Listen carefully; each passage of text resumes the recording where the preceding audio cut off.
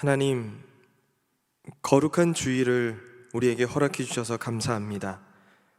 한 주간의 시간 속에서 저희 모두를 보호하시고 빛으로 인도해 주셔서 오늘도 우리 삶에 빛되시는 주님께 나오게 하시니 감사합니다. 이 시간 우리의 영과 육 전체로 주님을 찬양하고 경배하는 이 시간 되게 하시고, 특별히 우리의 모든 행위와 마음을 온전히 받으시는, 우리의 예배를 받으시는 오늘 이 하루가 되게 하여 주시옵소서.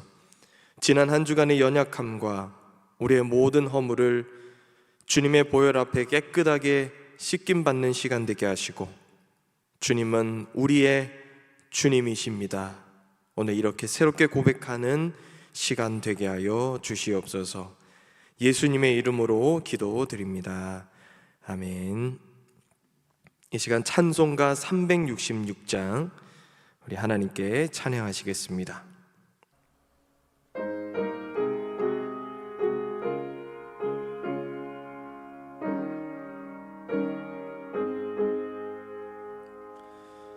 어두운 내 눈 밝히사 진리를 보게 하소서.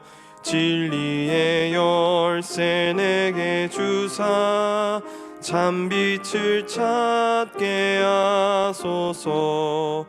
기쁘신 뜻을 알고자 엎드려 기다리오니 내 눈을 뜨게 하소서. 성령이여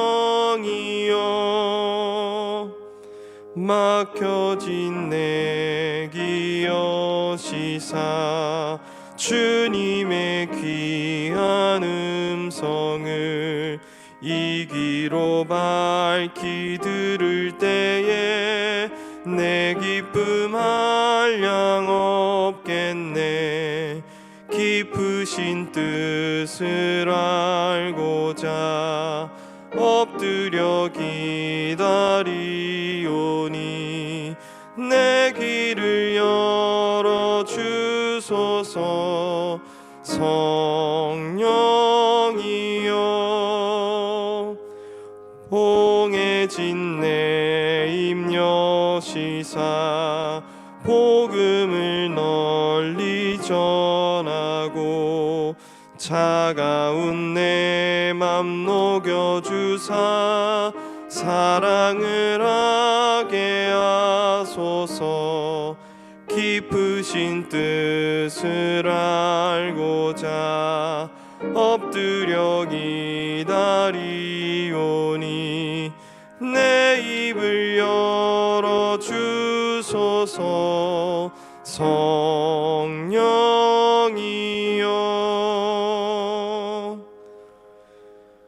아멘. 이 시간 우리에게 주시는 하나님의 말씀은 신약성경 요한복음 9장 13절에서 34절까지의 말씀입니다.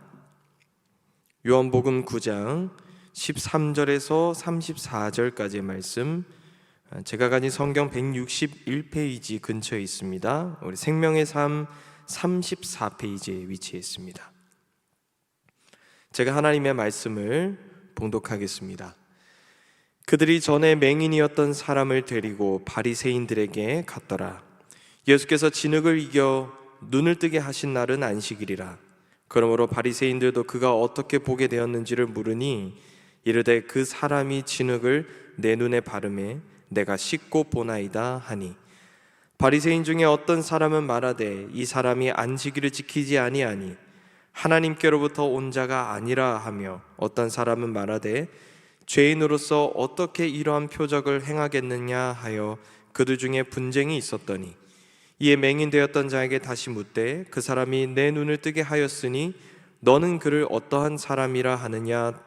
대답하되 선지자니이다 하니, 유대인들이 그가 맹인으로 있다가 보게 된 것을 믿지 아니하고 그 부모를 불러 묻되 이는 너희 말에 맹인으로 났다 하는 너희 아들이냐. 그러면 지금은 어떻게 해서 보느냐. 그 부모가 대답하여 이르되 이 사람이 우리 아들인 것과 맹인으로 난 것을 아나이다. 그러나 지금 어떻게 해서 보는지 또는 누가 그 눈을 뜨게 하였는지 우리는 알지 못하나이다. 그에게 물어보소서. 그가 장성하였으니 자기 일을 말하리이다. 그 부모가 이렇게 말한 것은 이미 유대인들이 누구든지 예수를 그리스도로 시인하는 자는 출교하기로 결의하였으므로 그들을 무서워함이러라. 이러므로 그 부모가 말하기를 그가 장성하였으니 그에게 물어보소서 하였더라. 이에 그들이 맹인이었던 사람을 두 번째 불러 이르되 너는 하나님께 영광을 돌리라. 우리는 이 사람이 죄인인 줄 아노라. 대답하되 그가 죄인인지 내가 알지 못하나 한 가지 아는 것은 내가 맹인으로 있다가 지금 보는 그것이니이다. 그들이 이르되 그 사람이 내게 무엇을 하였느냐? 어떻게 내 눈을 뜨게 하였느냐? 대답하되 내가 이미 일렀어도 듣지 아니하고 어찌하여 다시 듣고자 하나이까? 당신들도 그의 제자가 되려 하나이까? 그들이 욕하여 이르되 너는 그의 제자이나 우리는 모세의 제자라. 하나님이 모세에게는 말씀하신 줄을 우리가 알거니와 이 사람은 어디서 왔는지 알지 못하노라. 그 사람이 대답하여 이르되 이상하다. 이 사람이 내 눈을 뜨게 하였으되 당신들은 그가 어디서 왔는지 알지 못하는도다. 하나님이 죄인의 말을 듣지 아니하시고 경건하여 그의 뜻대로 행하는 자의 말은 들으시는 줄을 우리가 아나이다. 창세 이후로 맹인으로 난 자의 눈을 뜨게 하였다 함을 듣지 못하였으니 이 사람이 하나님께로부터 오지 아니하였으면 아무 일도 할 수 없으리이다. 그들이 대답하여 이르되 내가 온전히 죄 가운데 나서 우리를 가르치느냐 하고 이에 쫓아내어 보내니라. 이 말씀은 살아계신 하나님의 말씀입니다. 아멘. 요한복음 9장은 태어나면서부터 맹인, 오늘날 말로는 시각장애인으로 태어났던 한 사람의 이야기를 시작하고 있습니다. 예수님께서 길을 가시는 중에 이 장애인을 보셨습니다. 이 사람을 보시고 이 사람을 고치시는 것이 하나님 아버지의 뜻이라고 예수님이 생각하셨기 때문에 눈에 진흙을 바르고 또 실로암 못에 데리고 가서 그 사람을 고쳐주셨습니다. 그런데 거기서 해프닝이 벌어집니다. 하필 이 사람을 고쳤던 날이 안식일이었던 것입니다. 14절 말씀을 제가 한번 더 읽습니다. 예수께서 진흙을 이겨 눈을 뜨게 하신 날은 안식일이라. 예수님을 평소에 좋아하지 않았던 사람들, 종교 지도자 혹은 바리새인들, 이러한 사람들이 항상 예수님을 주시하고 있었기 때문에 이렇게 안식일 날 누군가를 고친 이 일은 이 사람들에게 아주 좋은 예수님을 공격할 기회가 되었습니다. 안식일도 제대로 지키지 못하는 이 사람이 과연 하나님께로부터 온 사람이 맞느냐, 이러한 여론을 이 종교 지도자들이 만들기 시작하죠.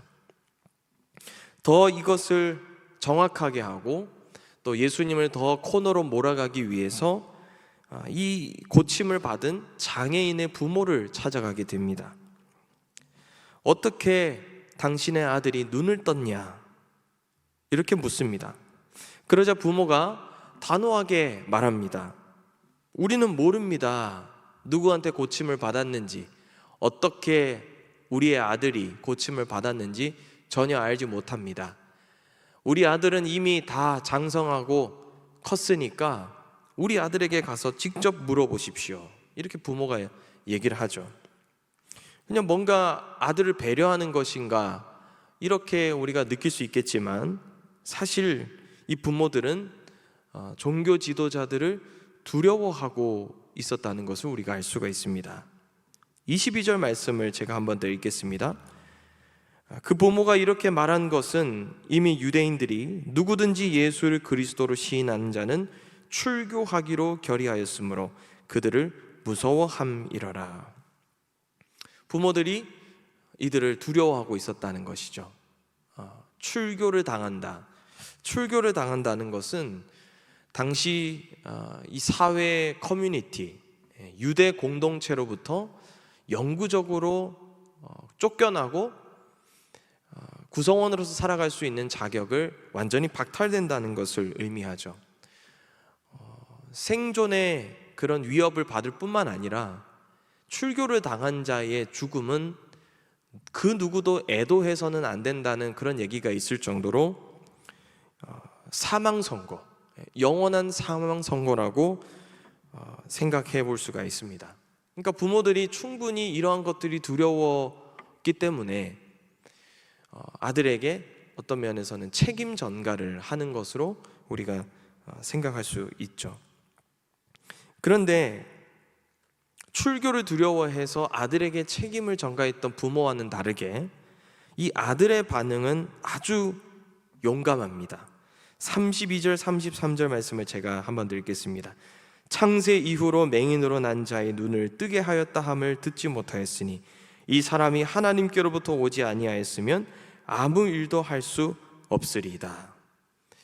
지금 이 아들의 모습은 출교나 어떤 불이익을 두려워하지 않고 있다는 것을 우리가 볼 수가 있습니다.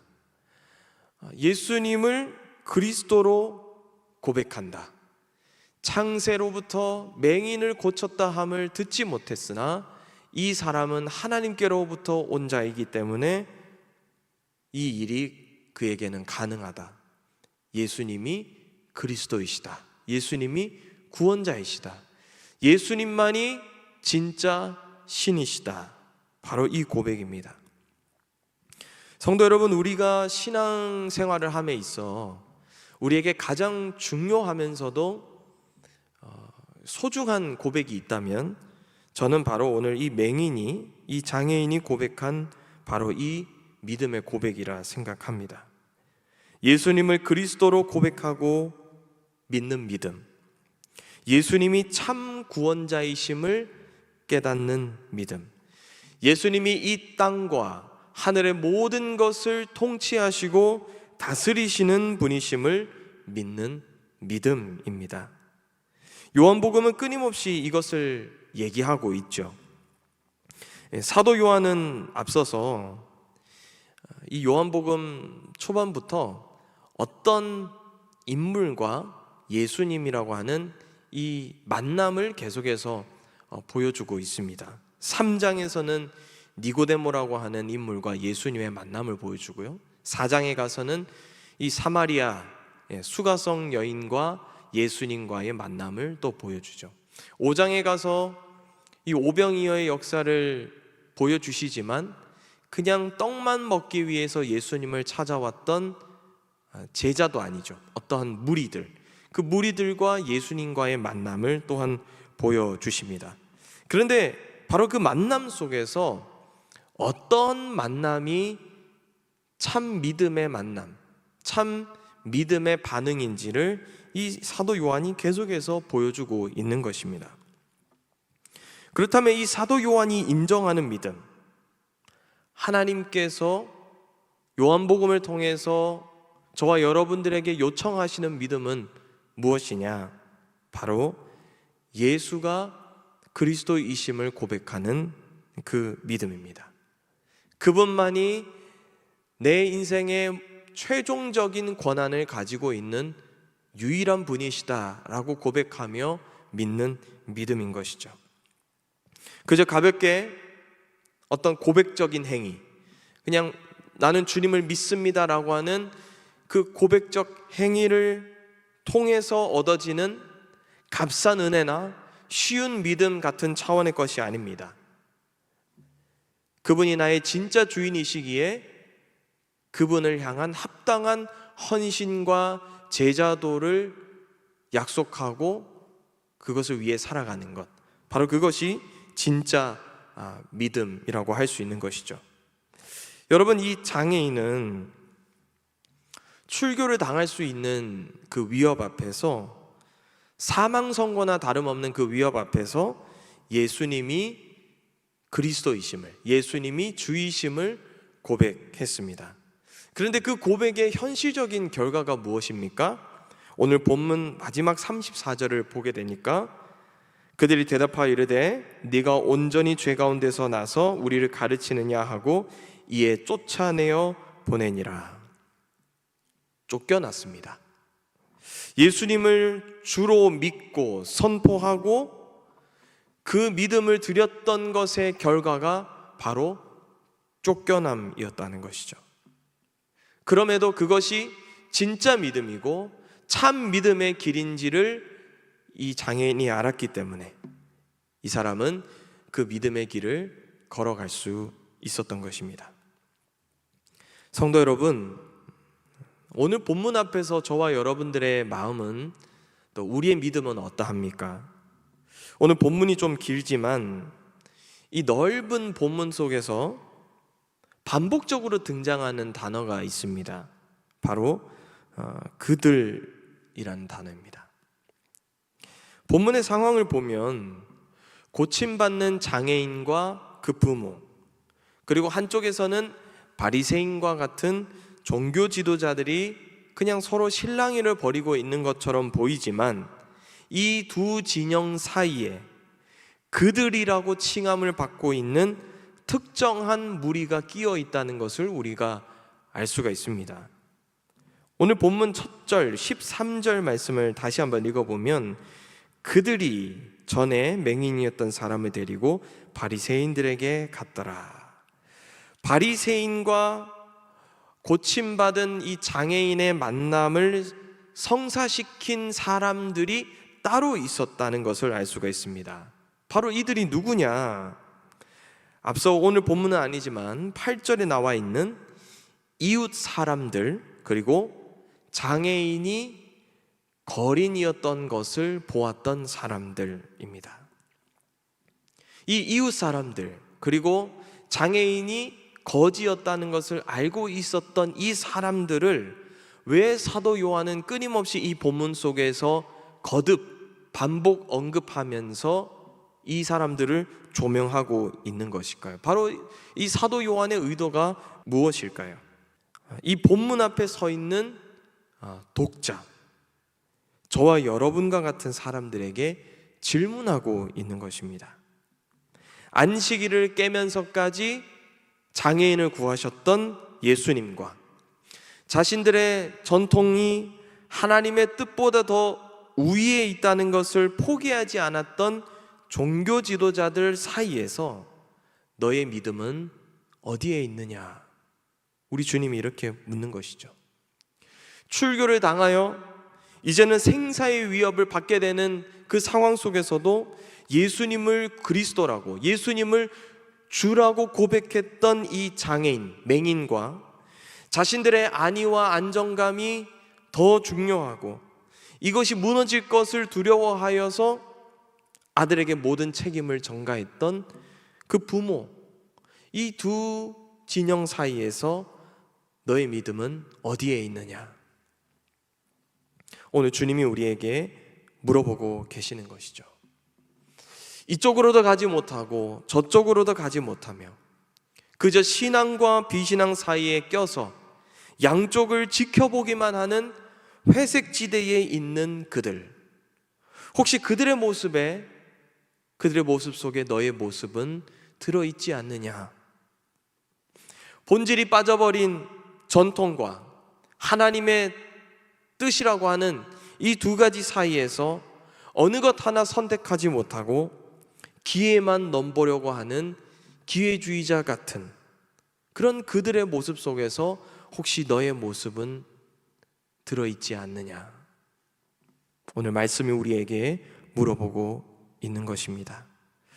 사랑하는 성도 여러분, 우리 각자의 삶에 하나님께서 일하신 영역들이 다 있습니다. 실로암의 은혜가 있어요.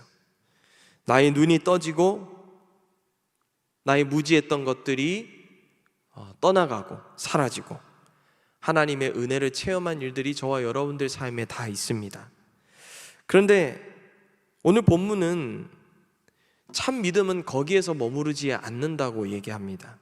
참 믿음은 그 일을 행하신 바로 그분은 주님이십니다. 그리스도이십니다. 예수님이십니다. 그리고 그분이 나의 모든 것을 소유하시고 그분이 진정으로 나의 주인이 되십니다 라는 고백과 그에 걸맞는 헌신적 삶이 우리에게 일어나는 것이라고 우리에게 말씀하고 있는 것입니다. 그 고백의 대가는 분명히 우리에게 찾아올 것입니다. 그럼에도 그 믿음의 길을 묵묵히 걸어가는 것, 바로 그것이, 그 길을 걸어가는 것이 주님을 따르는 참 믿음이 된다고 오늘 말씀은 우리에게 얘기해 주고 있습니다. 오늘 함께 예배하며 나아가는 우리 모두 가운데 이 참 믿음의 은혜가 우리 가운데 온전히 임할 수 있기를 주님의 이름으로 축복드립니다. 아멘. 기도하겠습니다. 하나님 아버지, 오늘도 말씀으로 영적으로 무지했던 우리의 눈을 뜨게 해주시니 감사드립니다. 주님이 기뻐하시는 믿음은 주님께 받은 십자가의 사랑과 구원을 감격하며 그것으로 그치지 않고 예수님이 나의 주인이심을 고백하고 선포하며 그에 맞는 헌신적 삶을 살아가는 것인 줄로 믿습니다. 어느 쪽에도 서지 못하고 물타기하는 그런 기회주의적인 믿음은 내려놓게 하시고 나의 처음과 끝은 오직 주님의 손에 달려 있음을 날마다 고백하는 우리 모두가 되게 하여 주시옵소서. 담임 목사님에게 갑절의 은혜와 능력을 주셔서 말씀과 목양의 능력이 나타나게 하여 주옵소서. 영육으로 늘 강건하게 하여 주시고 성령으로 날마다 덧입혀 주셔서 지치지 않도록 함께하여 주시옵소서. 오늘부터 시작되는 전반기 뉴라이프 양육과정을 축복하여 주시고 복음을 새롭게 깨달아 아는 은혜가 모든 참가하는 자들에게 임하게 하여 주옵소서. 계속 진행 중에 있는 임직자 교육 가운데도 함께하여 주셔서 건실한 믿음을 가진 항존직들이 잘 세워지게 하여 주시옵소서. 주님께 받은 사랑을 감사하여 오늘도 온라인으로 현장으로 예물 드린 손길이 있습니다. 기억하여 주시고 모든 기도 제목들 위해 응답하시며 모든 인생들 위해 필요를 채우시고 공급하시는 하나님 은혜를 경험하게 하여 주시옵소서. 그렇게 일하실 주님을 찬양하며 예수님의 이름으로 기도드립니다. 아멘. 하늘에 계신 우리 아버지, 아버지의 이름을 거룩하게 하시며 아버지의 나라가 오게 하시며 아버지의 뜻이 하늘에서와 같이 땅에서도 이루어지게 하소서. 오늘 우리에게 일용할 양식을 주시고 우리가 우리에게 잘못한 사람을 용서하여 준 것 같이 우리 죄를 용서하여 주시고 우리를 시험에 빠지지 않게 하시고 악에서 구하소서. 나라와 권능과 영광이 영원히 아버지의 것입니다. 아멘. 이 시간 계속해서 기도하실 때 나라와 민족을 위해서 또 교회를 위해서 오늘 우리에게 주신 말씀을 놓고 우리 계속해서 기도의 자리로 나아가시겠습니다.